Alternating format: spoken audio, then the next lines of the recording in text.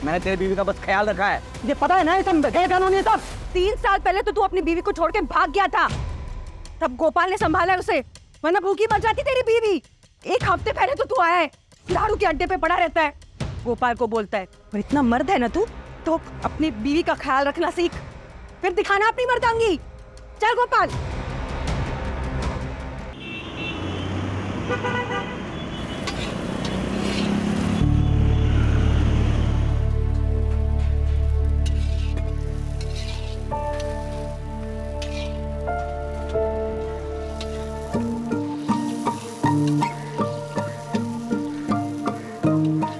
क्या करिए स्मिता?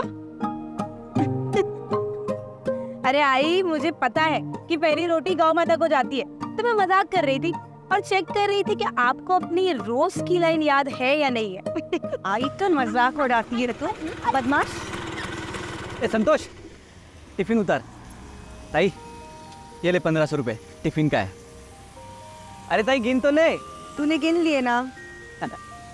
अच्छा सुन, 300 रुपए दे। क्यों?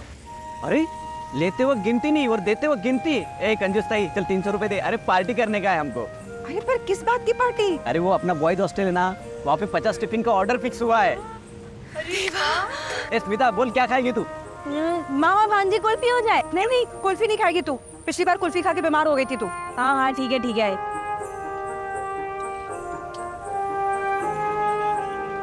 आई नहीं लेते। चल। अरे किधर जा रहे तुम दोनों?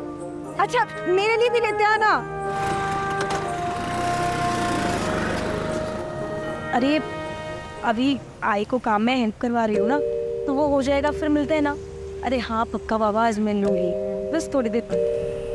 स्मिता, आई अब किससे बात कर रही है चुप चुप के? आई अब मेरी फ्रेंड का फोन था, वो बोल रही थी कि आज एक्स्ट्रा क्लास है ना, तो आने में लेट हो जाएगा। अच्छा कोई बात नहीं, होने दे लेट। एक्स्ट्रा क्लास के बाद पिक्चर भी देख के आना है, ठीक है? हाँ अब लेट नहीं हो जाएगा मामा? क्यों होगा, किसको फिक्र है? पर ऐसा भी तेरा वो बॉयफ्रेंड है ना, वो देख नरेश, हाँ, वो तेरे को क्लास भी ले जाएगा, उसके बाद पिक्चर भी दिखा के लाएगा, है ना?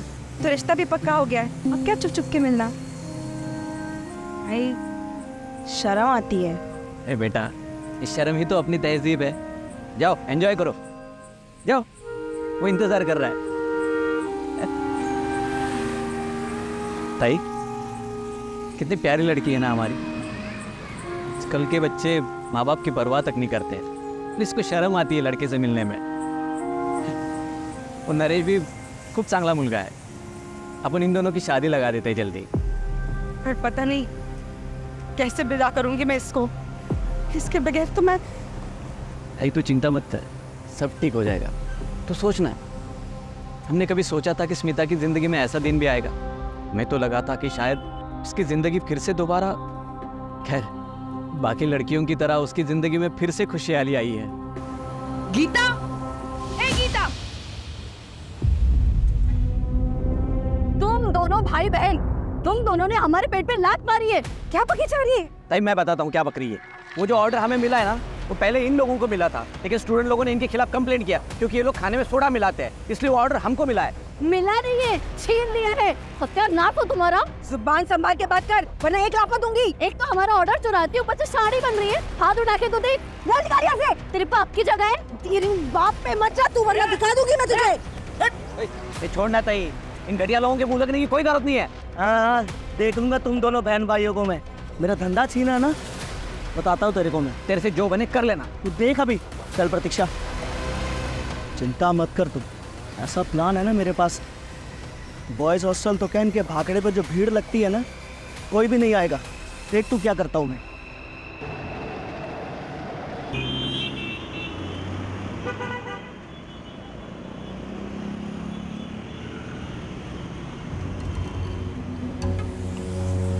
अच्छा सुन, हाँ वो ये अमोल और तुषार के घर देते आना, उनकी आई बीमार है, तो टाइम पे देके आना, पुरानी ग्राहक है हमारे। वो सही।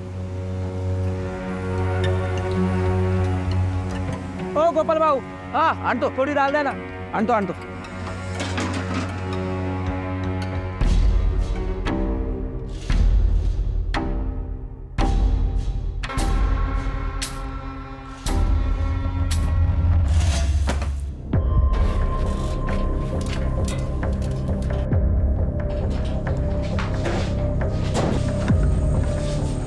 ढूंढ रही है स्मिता? कुछ खो गया है क्या? अरे आई, वो ना मेरी 10th की मार्कशीट एक जॉब के लिए अप्लाई किया था ना, तो उनको ओरिजिनल चाहिए और वो मिल नहीं रही है। वहीं कहीं रखी होगी, मिल जाएगी। अरे आई, पूरा घर 10 बार छान मारा। मुझे लगता है कि मुझे ना पुणे जाना पड़ेगा और वहाँ स्कूल से ओरिजिनल अप्लाई करना पड़ेगा। कोई नहीं जाएगा पुणे। लेकिन आई, मैंने कहा ना, पुणे से हमारा रिश्ता टूट चुका है। देख पर आई, मुझे अच्छी जॉब मिल रही है और मुझे वो जॉब करती है। मैं जाऊंगी पुणे। कहा ना कोई नहीं जाएगा पुणे। ताई क्या कर रही है तू? बच्ची हो, मैं समझाता हूँ उसे। इसकी जुबान पे दोबारा मैं पुणे का नाम सुना ना तो खैर नहीं है इसकी। नहीं आएगा, तू जा अभी यहाँ से। शांत हो जा बेटा। अच्छा बैठ जा। अब बता क्या प्रॉब्लम है? मामा, मैंने एक बहुत अच्छी जॉब के लिए अप्लाई किया है। नरेश की कंपनी है, पर उनको ओरिजिनल मार्कशीट चाहिए। अब मामा आप ही सोचो ना कि नरेश की कंपनी है, हम लोग साथ में काम करेंगे, हमारा फ्यूचर, हमारा ग्रोथ साथ में रहेंगे। और ये आई, बेटा मुझे पता है ना, आई पूना का नाम सुन के। देख तू चिंता मत करना, मैं हूं ना, करता हूँ कुछ जुगाड़। तो भी बात करता हूँ।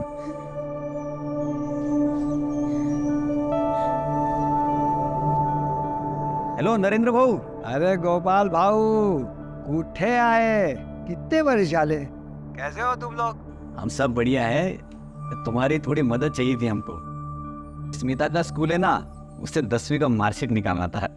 तुम एड्रेस भेजो, समझो काम हो गया।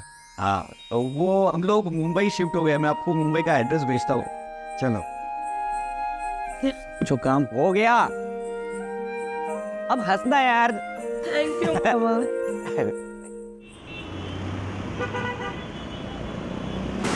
अरे क्या कर रहे हो?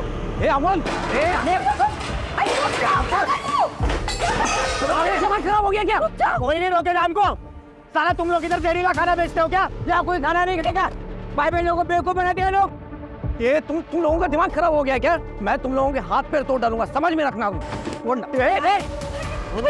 सुन तो का पैसे हमें राय की तबीयत खराब हो गई, फुटबॉल नहीं हुए उन्हें, बंद करो सब, बंद करो। सुन, तेरी वजह से अगर मेरे आई को कुछ हुआ ना, तेरी जान ले लूंगा, समझा? अरे पर और किसी की कंप्लेंट नहीं आई है। कंप्लेंट चाहिए इनको। और अगर मेरे आई को कुछ भी हुआ ना, मैं तुम दोनों का सर फोड़ दूंगा, समझे? अरे शांत रहे, शांत रहे। ये उनको कोई गलतफहमी हुई होगी, उनकी आई की बात है, तो इमोशनल हो गए होंगे। संतोष चल, हाथ बटा, दोबारा खाना बनाना पड़ेगा। वो लोग हम पर झूठा इल्जाम लगा रहे हैं। अरे मैं छोड़ूंगा नहीं इनको। अरे सुन सुन सुन, देख भरोसा रख मुझ पे, मैं सब ठीक कर दूंगी।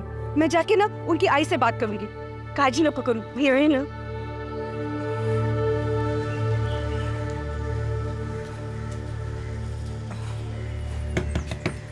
अमोल, तुषार, कोणी आहे घरी? आंटी घर पे कोई नहीं है। अमोल अंकल की आई बहुत बीमार हो गई थी, उनको हॉस्पिटल लेके गए। एम्बुलेंस आई थी इतनी बड़ी।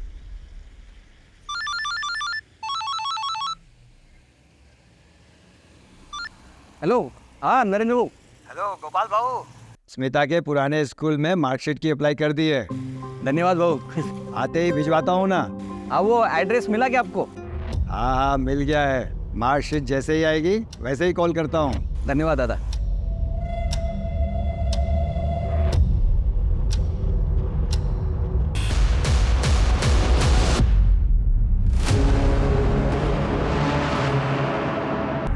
बस बस, wait wait wait wait. Surprise. अरे वाह, थैंक यू। थैंक यू आई। किससे बात कर रही है? अरे वो गोपाल को उसका फोन बंद लग रहा, तू लगा ना phone. The number you are trying to call is currently switched off. Please try again later. बंद आ रहा है। कहाँ गया होगा मामा?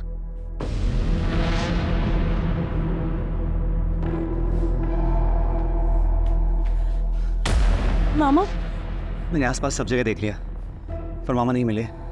अच्छी टेंशन में लगी है। चल साथ चल के ढूंढते हैं उसे, ऐसे तो कभी जाता नहीं है वो। जब मैं भी आती हूँ। पर तेरा बर्थडे? वो सब जाने दो, मामा को ढूंढते हैं। हाँ चल चल। गोपाल, गोपाल बाबा भाई, ये इनको देखा है क्या?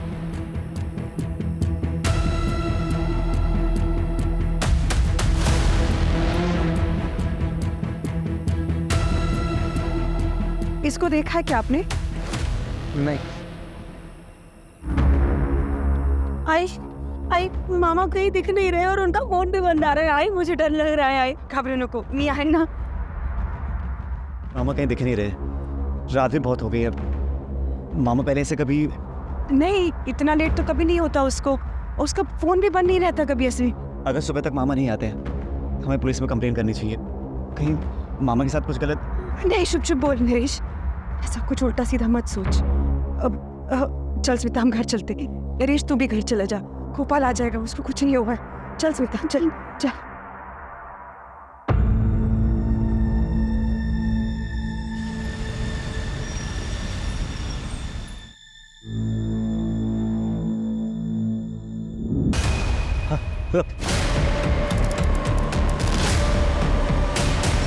आइए सर, इस तरफ। पहले तुमने देखा था? जी सर, और देखते मैंने आपको कॉल किया सर। पक्का? हाँ सर, पक्का। इधर रुकना, जाना नहीं कहीं। जी सर। खून अभी पूरी तरह से जमा नहीं। पर जिस किसी ने मारा है बहुत बेरहमी से मारा है। जी नहीं, हम तो यहाँ से हैं नहीं सर, और यहाँ का कोई लोकल आदमी भी नहीं है। और कोई तो लोकल कोऑर्डिनेटर होगा जिसने शूट अरेंज किया है। हाँ है ना सर, वो कहाँ है? वो बाहर। सावन, गायकवाड़ सर। आसपास का एरिया अच्छे से सर्च कराओ, देखो कोई आइडेंटिफिकेशन मिलती है क्या इसकी। फॉरेंसिक टीम को भी इन्फॉर्म करो। Right sir. बॉडी का पंचनामा कराओ और पोस्टमार्टम के लिए भेजो। सर।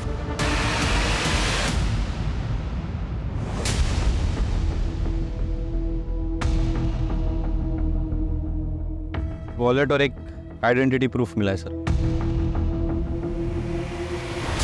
गोपाल तांबे इसी का लगता है। हाँ सर। फेस भी मैच हो रहा है।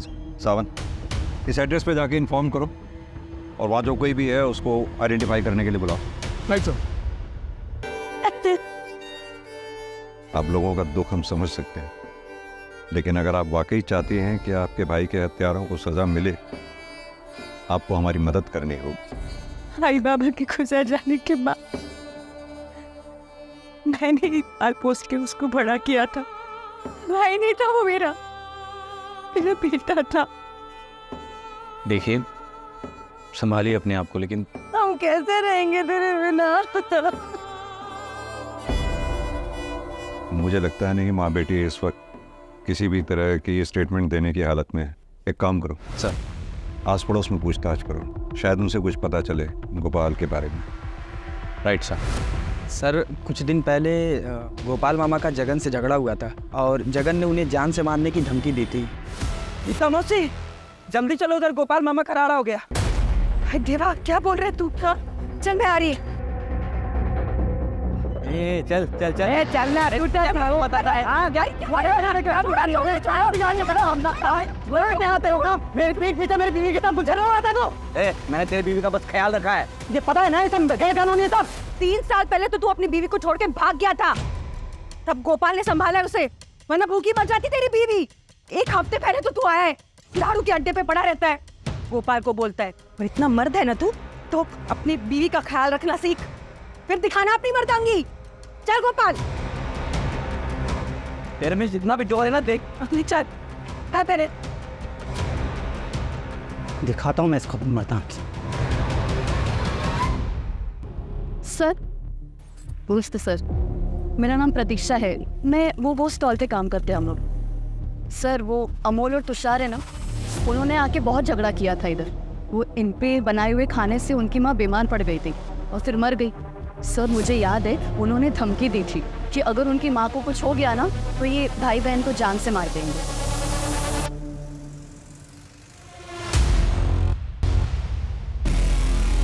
हमने सुना है कि तुम दोनों ने गीता और गोपाल को जान से मारने की धमकी दी थी। हाँ सर, दी थी। क्यों? साहब, उसका खाना खाकर हमारे आई की मौत हो गई। कल रात से सांस लेने की तो फुर्सत नहीं मिली हमें। अभी अंतिम संस्कार करके आ रहे हैं आप लोग।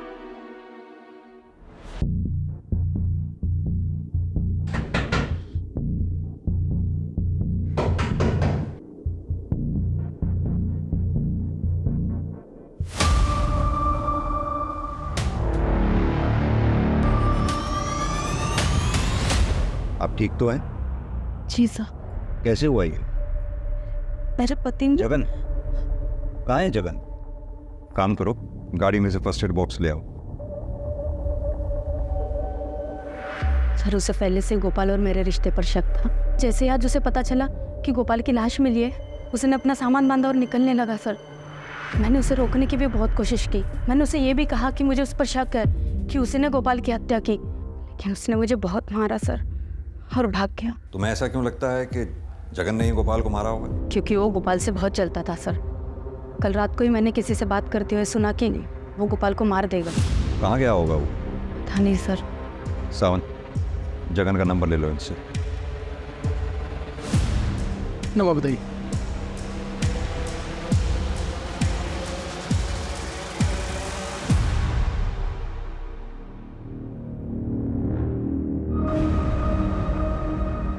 हाँ सर, मैं जल्दी रिपोर्ट करता हूँ आपको। सर ऑलराइट सर, जय हिंद। वो कुछ बताना चाहते हैं। बताइए। नमस्कार। कल रात की बात है।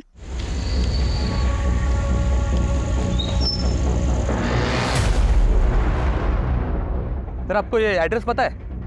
अरे हाँ, ये तो अपने गोपाल बाबू है। यही आगे आपका बाकड़ा उनका लगता था।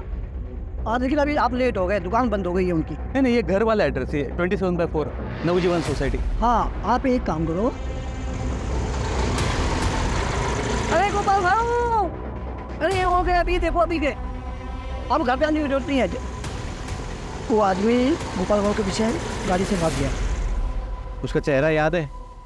मास्क ढका हुआ था। बाइक का नंबर या कौन सी बाइक थी, कुछ तो याद होगा। मैं अंधेरे की वजह से ध्यान दे नहीं पाया। यहाँ कोई आसपास सीसीटीवी है?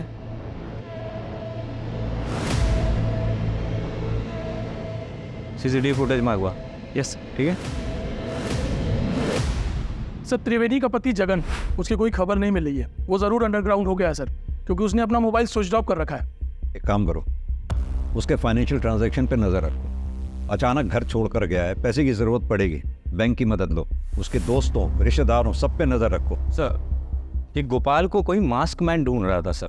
जिस दिन मर्डर हुआ उसी दिन हमने वहाँ के एरिया के पान वाले से बात की है और उसने ये बताया कि उसने किसी मास्क वाले को देखा था। और फिर हमने सीसीटीवी फुटेज चेक किया और उसके बाद पता चला उसके बाइक का नंबर सर। और पुणे पुलिस से भी क्रॉस चेक किया था, उन्होंने कहा था कि एक रात पहले वो बाइक चोरी हुई थी।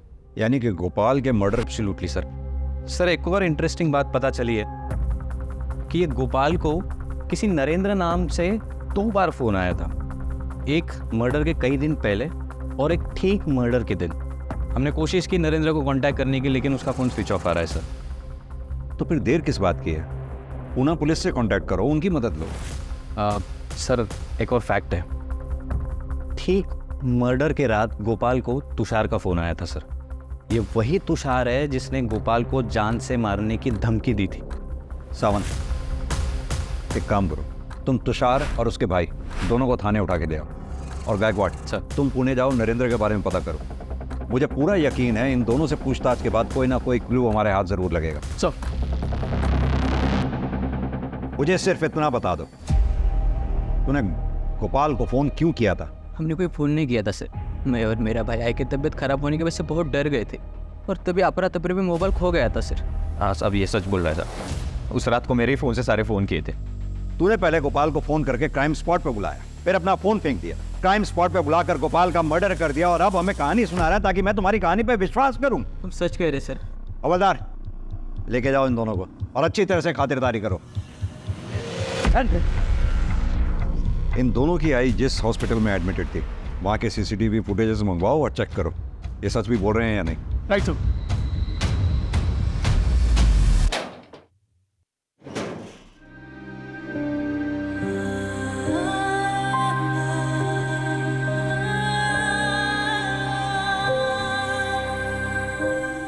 स्मिता, तेरे लिए एक सरप्राइज है। सरप्राइज? पहले अपनी आंखें बंद कर। ओके। ये देख, तेरे शादी की साड़ी। हाँ मामा, मस्त स्पेशल डिजाइन है। खूब साथ। वाह मस्त साड़ी है भाऊ, एकदम राजकुमारी दिसेल माझी मुलगी। हाँ मैं पहन के दिखाऊं? हाँ, अभी जा। ताई पूरा मार्केट घुमा मैं, तब जाके ये अच्छी साड़ी मिली मेरे को। स्मिता की शादी बड़ी धूमधाम से करेंगे, किसी चीज की कोई कमी नहीं पड़नी चाहिए। मामा एकदम राजकुमारी। ये देख मामा, तेरे लिए surprise. Coat pant shirt tie सब कुछ। मेरी शादी में क्या ये हाफ पैंट पहन के आएगा तू? अरे ये मैंने कभी नहीं पहना रे, ताई की शादी में भी नहीं पहना, पूछ ताई को। पर मेरी शादी में पहनना पड़ेगा। अभी जाओ जाओ जाओ जाओ जाओ, अरे यार ट्राई करके आओ, जाओ जाओ जाओ, जाओ। कितना जबरदस्ती करती है यार। अभी देख मामा कैसे लगी है।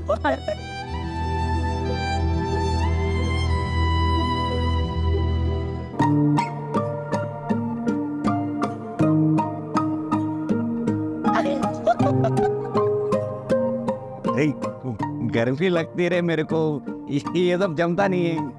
अरे मामा अच्छा है, बढ़िया है, जो भी है। कितने सबके संजोए थे तेरे मामा ने तेरे शादी के। देखना ईश्वर उसे कभी माफ नहीं करेगा जिसने मेरे मामा के साथ ऐसा किया है।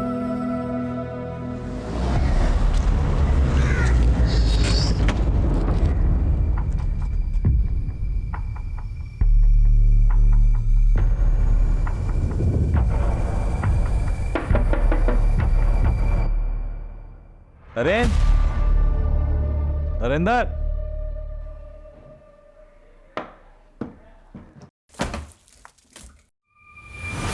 अंदर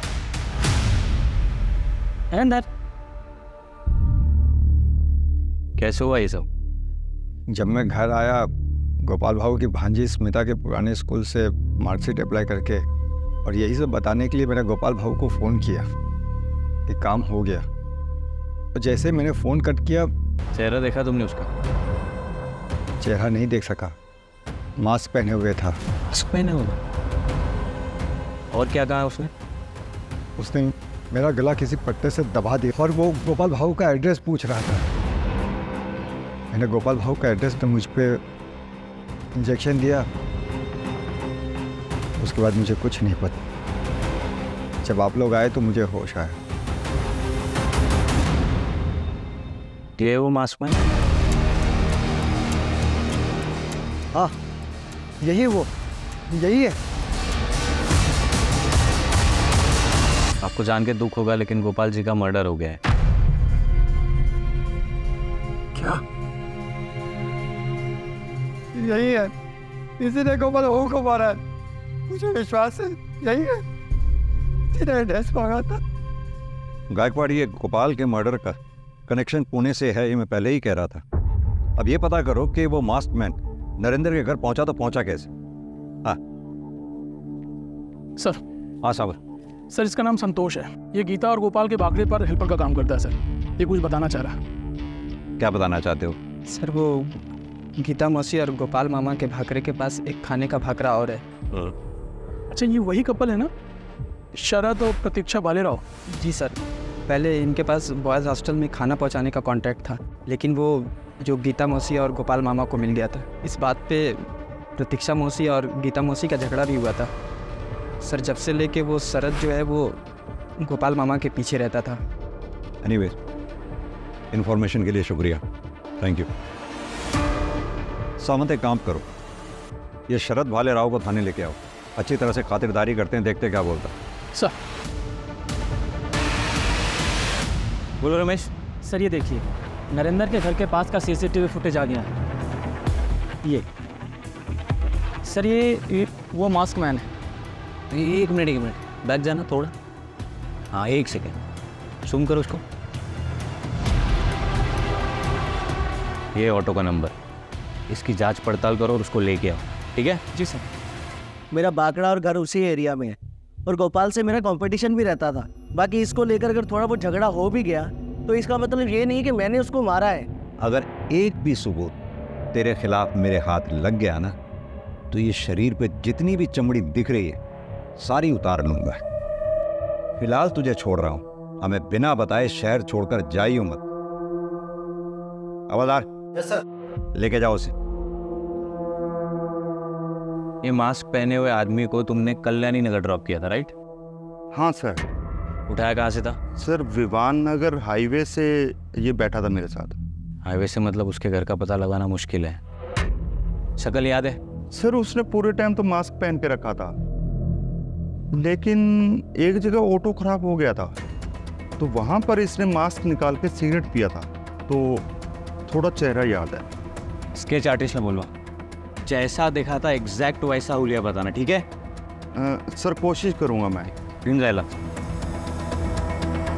गीता जी, आप पुणे के रहने वाले किसी नरेंद्र नाम के आदमी को जानती हैं? आपके भाई गोपाल की 2 बार बात हुई थी उससे। जी, वो मेरे लिए ही हुई थी, मेरी मार्कशीट के लिए। ये बात तुमने मुझे क्यों नहीं बताई? आई वो घटना वाले दिन नरेंद्र पर भी हमला हुआ। उसी आदमी ने नरेंद्र से आप लोगों के घर का जबरदस्ती एड्रेस भी लिया। वो आदमी आप लोगों के घर के पास आया भी, सामने पान वाले से पूछा उसने, लेकिन तभी आपका भाई गोपाल घर से निकलता हुआ उसको नजर आया, जो कि उस आदमी को पान वाले ने दिखाया। और उसके बाद गोपाल के साथ जो कुछ भी हुआ वो आप लोग जानते ही। पर कौन था ये मासमैन? हमने पुणे जाके तफ्तीश की है और उसके इंफॉर्मेशन बेस्ड ये स्केच बनवाया है। परवीन?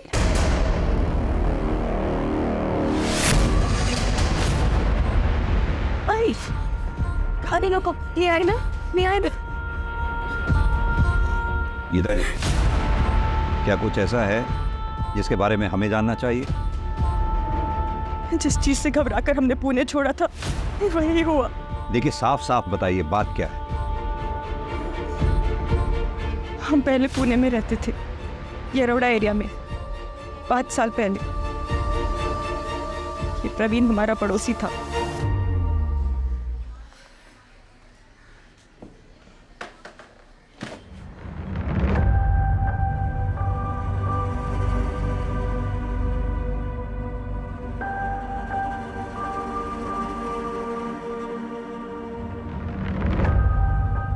क्या हुआ बेटा? कुछ हुआ है क्या? बेटा बोल ना, माँ हूं मैं तेरी। मुझसे नहीं बोलेगी तो किससे बोलेगी? बोल ना बेटा।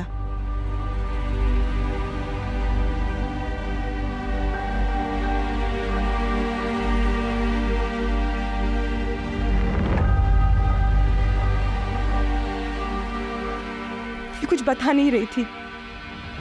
फिर एक दिन, अरे डरो मत। खूबसूरत। अरे डरो मत, मुझसे क्यों डरती हो? चल अब कपड़े निकाल। क्या हुआ? ये तो फोटो है ना, सब वायरल कर दूंगा। चलो निकालो। हाँ चल, कोई नहीं है, चल निकल। हाँ नहीं, मत डरो। अरे मैं हूँ।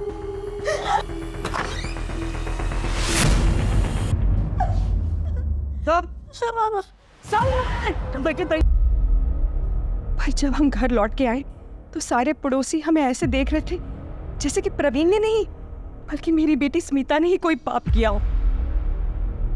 उसके बाद हम पुणे छोड़ के चले गए। फिर प्रवीण को लंबी सजा हुई, उसका करियर भी बर्बाद हुआ। उसने बदला लेने के लिए गोपाल को मार डाला। राक्षस है वो। देखिए गीता जी, हम मानते हैं आप दोनों के साथ जो कुछ भी हुआ उसमें काफ़ी हद तक समाज भी दोषी है, लेकिन इस बात को भी हम अप्रिशिएट करते हैं कि आप दोनों ने उस प्रवीण के खिलाफ पुलिस में कंप्लेंट दर्ज की, उसे सज़ा दिलवाई। ये बात वाकई काबिल तारीफ है और आप भरोसा रखिए उस प्रवीण को हम सख्त से सख्त सज़ा दिलवाएंगे। यही कहा था पुणे के इंस्पेक्टर ने, उसे सजा भी दिलवाई। पर हमें क्या मिला? हमें तो पुणे छोड़ना पड़ा, मुंबई आना पड़ा। मेरा भाई चला गया। ये दुख बर्दाश्त नहीं होता हमसे। हमें हमारे हाल पे छोड़ दीजिए आप। गीता जी, लेकिन प्रवीण के रूप में मौत ने हमारा घर का रास्ता देख लिया है। हमें शहर को छोड़ना ही पड़ेगा। आइए।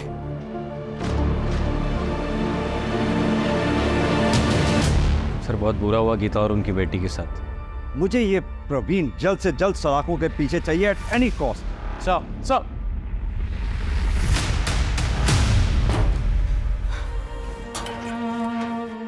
हम फिर से भाग रहे हैं। आई तेरे मामा को तो खो दिया मैंने, अब और कोई गलती नहीं करनी चाहती। और मामा को इंसाफ मिले ना मिले उससे तुझे कोई परवाह नहीं है। तेरी परवाह ज्यादा है। गोपाल तो अब वापस नहीं आने वाला। आई पर ये जो तिनका तिनका जोड़ जोड़ के तुम लोगों ने घर बसाया उसका क्या? मामा नहीं रहा, पर वो अब भी यहाँ बसता है, उसकी यादें हैं यहाँ। आई, तुझे मेरी फिक्र है ना? आई, मैं तुझे विश्वास दिलाती हूँ मुझे कुछ नहीं होगा। गगन को लेके आए, बुलून में अपने चाचा के यहाँ छुपा हुआ था वो। मारो। चल हो जा शुरू। साहब मेरी पत्नी है ना वो त्रिवेणी, सब बहुत चालू हो रहे थे साहब। वो साहब पहले वो गोपाल को अपने प्रेम में फंसाया, उसके बाद मुझे जेल भेजना चाहती है साहब। वो गोपाल की हत्या से मेरा कोई सरोकार नहीं है साहब। तो फिर भागा क्यों? मैं डर गया था साहब, वो मेरी पत्नी ने खुद को मार मार के घायल कर लिया। वो मुझे बोलती है कि पुलिस को बुला के गई कि मैंने उसको मारा, और फिर कहेगी कि गोपाल की हत्या में मैंने की साहब। सच में डर गया था साहब, मैंने कुछ नहीं किया साहब। सर गीता जी आई। सर मेरी बेटी स्मिता कुछ पता नहीं चल रहा सर, वो सवेरे से गायब है, उसका फोन भी बंद है। ये भी तो हो सकता है कहीं किसी सहेली के यहाँ गई हो स्मिता, या फिर अपने मंगेतर नरेश के यहाँ। सब जगह पूछ लिया मैंने, नरेश तो काम से बाहर गया हुआ है, उसका भी फोन नहीं लग रहा, उसके घर पे ताला लगा हुआ है। आप फिक्र मत कीजिए, हम पूरी कोशिश करते हैं स्मिता को ढूंढने की।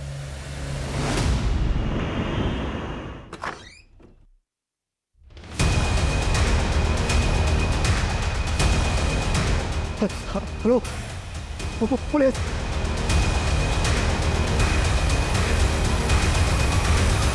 गायकवाड़, फॉरेंसिक टीम को बुलाओ, उनसे कहो एक एक एविडेंस इकट्ठा करे कोने कोने से, कोई कसर नहीं छूटनी चाहिए। सर, दरवाजे पे कोई फोर्स एंट्री के मार्क्स नहीं है। इसका मतलब उसके पास चाबी थी, या फिर उसके लिए दरवाजा खोला गया। सर जब मैं ऑफिस से अपने घर आया तो देखा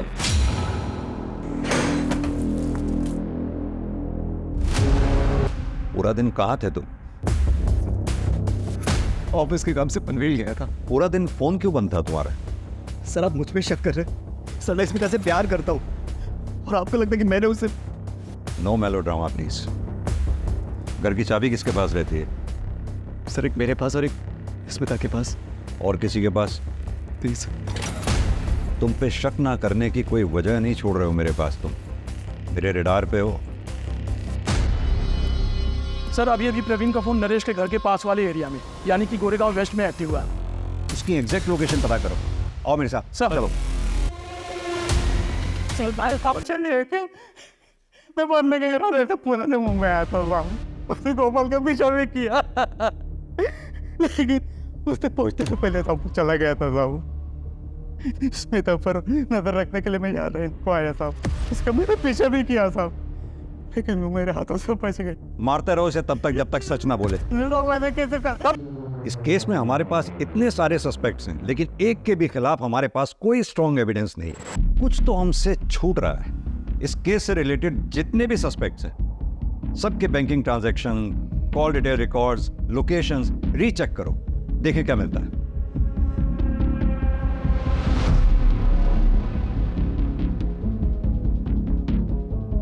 कोई तो क्लू छोड़ा होगा। सर, इन नरेंद्र के कॉल रिकॉर्ड्स, इसके मुताबिक जिस दिन गोपाल का मर्डर हुआ उसी दिन वो पुणे से मुंबई आया था, और पोस्टमार्टम रिपोर्ट के मुताबिक टाइम ऑफ डेथ के बाद वो पुणे से मुंबई आया था। लेकिन जब नरेंद्र के घर में पूछताछ करने गए तो उसने कहा कि बेहोशी के इंजेक्शन के कारण वो दिन भर घर में पड़ा हुआ था सर। इनफैक्ट जब हम उसको मिलने गए थे तो वो बेहोशी की हालत में ही था। तेरे कॉल डिटेल रिकॉर्ड्स हैं हमारे पास। तेरे मोबाइल की लोकेशन जहाँ गोपाल का मर्डर हुआ वहाँ की थी, और यही नहीं, नरेश के घर पे भी तेरा मोबाइल एक्टिव था जहाँ स्मिता का मर्डर हुआ। क्या कर रहा था? क्यों किया ये सब? पैसों के लालच में। और कौन करवा रहा था ये सब?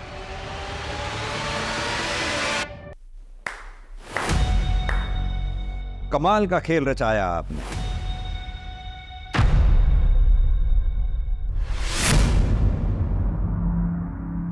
गीता जी, अब तो आपकी समझ में आ ही गया होगा कि आपका पर्दाफाश हो चुका है। अब आप सच सच बताइए, इससे पहले कि जो आपके प्रति मेरी सहानुभूति थी वो नफरत में बदल जाए या मेरे सब्र का बांध टूट जाए, सच सच बता दीजिए। मैं नहीं चाहती थी कि स्मिता और नरेश की शादी हो, क्योंकि नरेश हमारी जात का नहीं है, ना ही हमारी बराबरी का है। लेकिन स्मिता नरेश से बहुत प्यार करती थी और गोपाल भी उसको सपोर्ट कर रहा था। मैं किसी तरह इस शादी को रोकना चाहती थी। स्मिता को तो मैं फिर भी पटा लेती, लेकिन गोपाल वो रास्ते में आ रहा था। फिर उस दिन मैंने गोपाल और नरेंद्र की बातें सुन ली। अरे स्मिता का स्कूल है ना, उससे 10वीं का मार्कशीट निकालना था। नरेंद्र मेरा पुराना दोस्त है। मैंने उससे बात की। प्लान को मजबूत करने के लिए अमोल और तुषार की माँ, जो हमेशा बीमारी रहती है, उसके खाने में और वो चल बसी। उसका इल्जाम उन्होंने हम पे लगाया। तुम लोग इधर जहरीला खाना बेचते हो क्या? या कोई खाना नहीं खिलेगा? तेरी वजह से अगर मेरी आई को कुछ हुआ ना, तेरी जान ले लूंगा, समझा? फिर उसके बाद हमदर्दी देने मैं उनके घर गई। वो दोनों तो घर पर नहीं थे, लेकिन मुझे उनका फ़ोन मिल गया जो हड़बड़ी में गिर गया था। मैंने उसको उठा लिया। फिर प्रवीण पैरोल से जेल से बाहर नरेंद्र ने बताया। प्रवीण तुम्हारा एड्रेस लेके गया है। मैं समझ गई थी कि प्रवीण मुंबई हमारे पीछे ज़रूर आएगा, तो मैंने नरेंद्र को मुंबई बुला लिया और उसके फ़ोन से गोपाल को कॉल कर लिया और उसको खंडर में बुला लिया मार्कशीट लेने के लिए। नरेंद्र उठा रे, है मानुस यार। नरेंद्र! गोपाल की मौत के बाद स्मिता की शादी टल गई। लेकिन स्मिता का कत्ल, वो तो तुम्हारी बेटी थी। बदनसीब की बेचारी। नरेंद्र मेरे पास पैसे लेने आया था, तब उसने हम दोनों को साथ देख लिया, हमारी बातें भी सुन ली। भाई, तूने मामा को मारा? और उसने हाय तौबा मचा दी कि वो पुलिस के पास शिकायत कर देगी। हमारे पास कोई चारा नहीं था। नरेंद्र ने, फिर मैंने सोचा कि सारी फसाद की जड़ तो नरेश है, उसे क्यों बख्श दें। हमें विश्वास था कि ये सारा शक प्रवीण पे जाएगा, और वैसे ही हुआ। अगर गोपाल और स्मिता दोनों जिद नहीं करते ना, तो आज वो जिंदा होते। जिद उनकी नहीं, जिद तुम्हारी थी। तुम्हारी जिद ने तुम्हारे ही परिवार को खत्म करवा दिया। सच बताऊं, तुम्हें जितनी सजा मिले उतनी कम।